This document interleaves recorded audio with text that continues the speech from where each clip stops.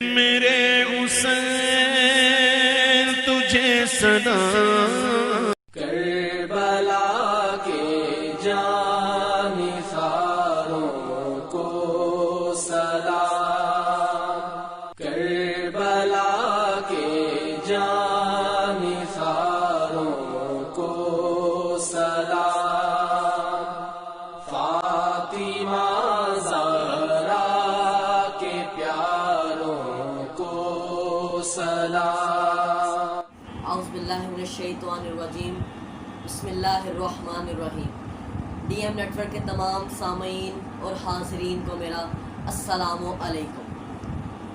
جیسے کہ آپ جانتے ہیں کہ محرم الحرام کی ٹرانسمیشن ہو رہی ہے اور آج 10 محرم الحرام ہے اور ہمارے ساتھ قاری اللہ وسیع صاحب موجود ہیں۔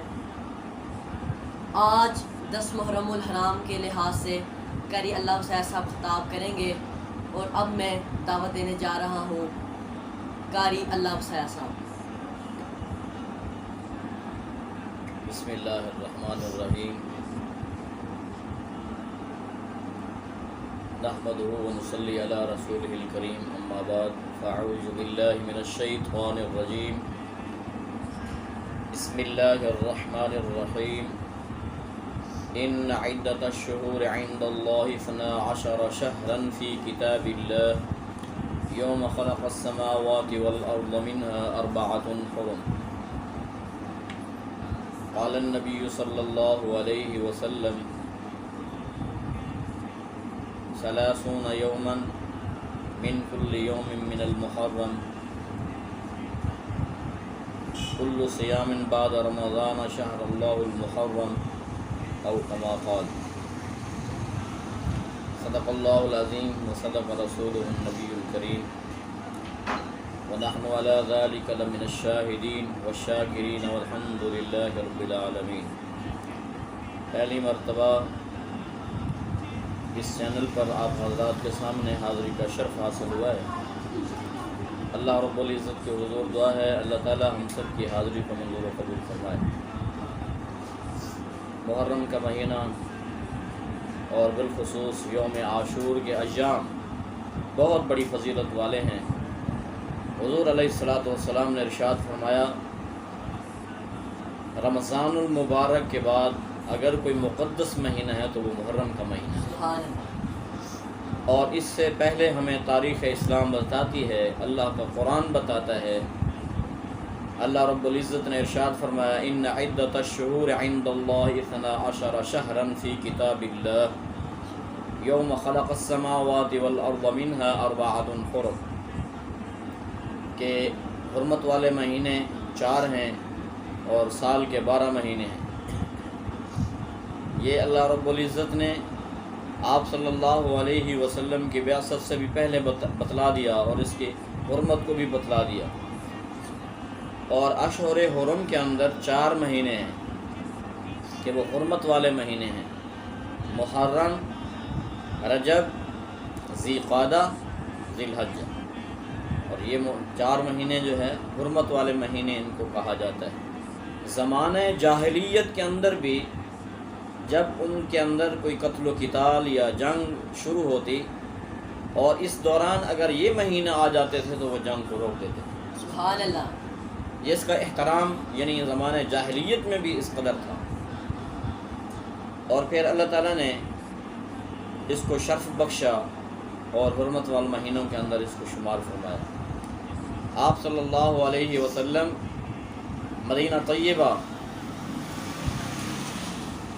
جب ہجرت فرما کر تشریف لے گئے تو وہاں دیکھا یہود روزہ رکھ رہے تھے، 9 محرم کا، 10 محرم کا روزہ رکھ رہے تھے، ایک روزہ رکھتے تھے۔ حضور علیہ السلام نے پوچھا کہ یہ یہود کس وجہ سے روزہ رکھتے ہیں، تو بتلایا گیا کہ اللہ تعالیٰ نے فرعون سے ان کو نجات دی تھی اور انہوں نے توبہ کی تھی اور اللہ تعالیٰ نے ان کی توبہ کو قبول فرمایا تھا۔ اس توبہ کے شکریہ میں یہ روزہ رکھتے ہیں۔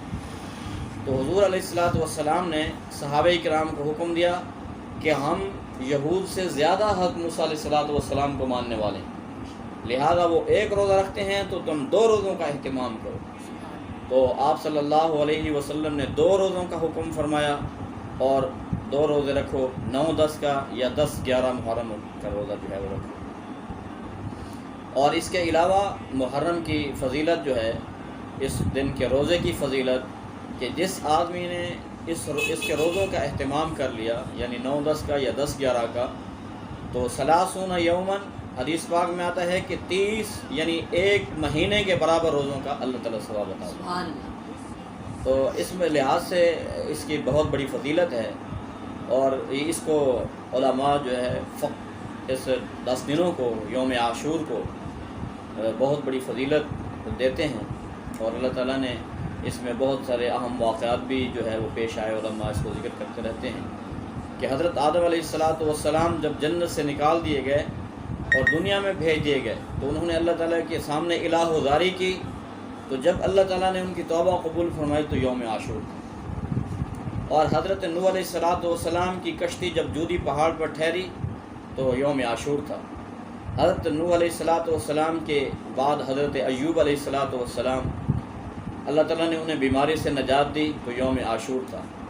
حضرت یوسف علیہ السلام کو قید کی سلاخوں سے اللہ تعالیٰ نے نجات دی، یوم عاشور تھا۔ سبحان اللہ۔ تو یہ ان دنوں کی بہت بڑی فضیلت ہے، اور جب قیامت کا وقوع ہوگا تو یوم عاشور ہوگا، 10 محرم کا دن ہوگا، 10 محرم کی تاریخ ہوگی، جمعہ کا دن ہوگا۔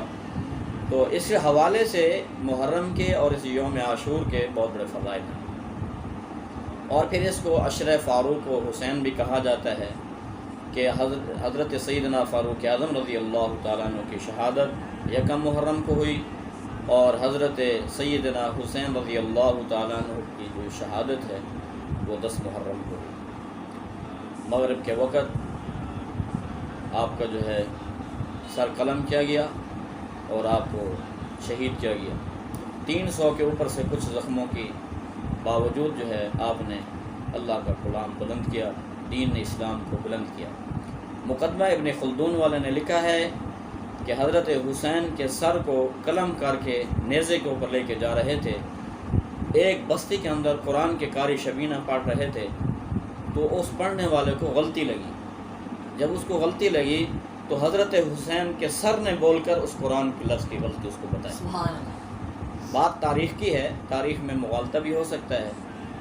تو جب اس نے غلطی بتائی اور فرمایا کہ ہم سر کٹا کر بھی قرآن کی عظمت کا پہرا دے رہے ہیں، سبحان اللہ۔ تو اہل بیت کی شان کا بھی بچوں نے مجھے کہا کہ اس کو پھر تھوڑی روشنی ڈالی جائے۔ تو حضرت سیدنا حسین رضی اللہ تعالیٰ عنہ خاندان نبوت کے چشم و چراغ ہیں، بہت بڑا مقام ہے۔ 7 سال کی عمر میں کئی احادیث اور قرآن پاک کا ایک حصہ جو ہے وہ آپ کو زبانی یاد ہو چکا تھا، اور اللہ تعالیٰ نے یہ مقام سیدنا حضرت حسین رضی اللہ تعالیٰ عنہ کو عطا فرمایا۔ حدیث پاک میں آتا ہے حضور صلی اللہ علیہ وسلم نے ارشاد فرمایا الحسن والحسین سیدہ شباب اہل الجنہ، اور فرمایا کہ انا من الحسین، کہ میں حسین میں سے ہوں، والحسین منی، اور حسین مجھ سے ہے۔ سبحان اللہ۔ تو یہ بہت بڑے فضائل ہیں جس کو نبی کریم صلی اللہ علیہ وسلم جیسی عظیم ہستی فرمائے کہ میں اس سے ہوں اور یہ مجھ سے ہے، تو یہ ایک بہت بڑی قربت کا رشتہ ہوتا ہے۔ روایات میں آتا ہے کہ حضور علیہ السلام حضرت حسین کو اٹھاتے بھی ہیں، انہیں بوسہ بھی دیتے ہیں، انہیں سونگتے بھی ہیں۔ سبحان اللہ۔ اور صحابہ کرام کی مجلس ہے، تو صحابہ نے پوچھا یا رسول اللہ، یہ تو ہمیں سمجھ میں آتا ہے کہ بچوں سے والدین کی فطری محبت ہوتی ہے، ان کو بوسہ دیتے ہیں، پیار کرتے ہیں، لیکن یہ سونگنے کی بات ہمیں سمجھ نہیں آئی۔ تو حضور علیہ السلام نے فرمایا میں چومتا اس لیے ہوں کہ یہ میری اولاد ہے، اور سونگتا اس لیے ہوں کہ مجھے ان سے جنت کی خوشبو آتی ہے۔ سبحان اللہ۔ دعا ہے اللہ تعالیٰ ہمیں خاندان نبوت سے محبت نصیب فرمائے، اور اللہ تعالیٰ ہمیں یوم عاشور کی قدردانی کرنے کی توفیق عطا فرمائے، اور اللہ تعالیٰ ہمیں نیک اعمال کی توفیق عطا فرمائے۔ آخر دعوانا الحمدللہ رب العالمین۔ قتل حسین اصل میں مرغ یزید ہے، قتل حسین اصل میں مرغ یزید ہے، اسلام زندہ ہوتا ہے ہر کربلا کے بعد۔ میں قاری اللہ وسعہ کا بہت مشکور ہوں جنہوں نے ہمیں اپنا اتنا قیمتی وقت میسر کیا، اور اب آپ ہمیں اجازت دیجیے۔ کربلا کے جان